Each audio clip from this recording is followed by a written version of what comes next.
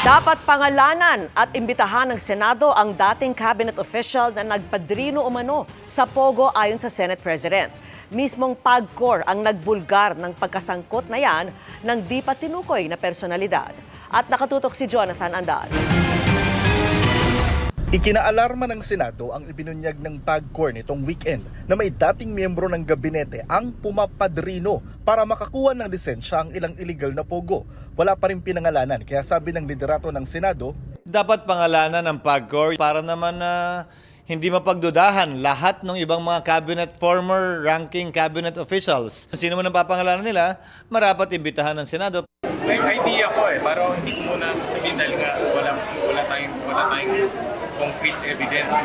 Iimbitahan ng komiteng dumidinig sa mga isyong kinakaharap ng mga pogo ang kasalukuyang PAGCOR chairperson at chairperson nito noong nakaraang administrasyon.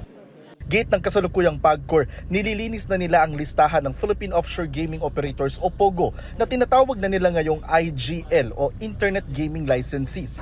Patunay ani ang isang POGO na tinanggalan umano ng PAGCOR ng lisensya dahil nakitaan ng paglabag sa terms of license.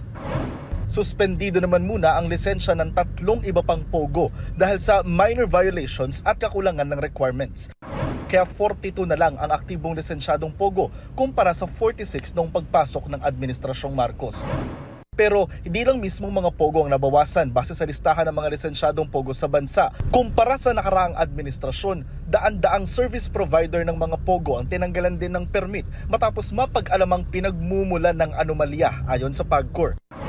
Pero kahit mas kaunti, mas marami umano nakokolektang bayad ngayon kumpara noong nakaraang administrasyon dahil yan sa buwanang admin fee na wala umano noon. Pati guarantee fee, mga kita mula sa mga service provider ng POGO at kita mula sa special class BPO ng mga POGO o yung nagsisilbi nilang call center.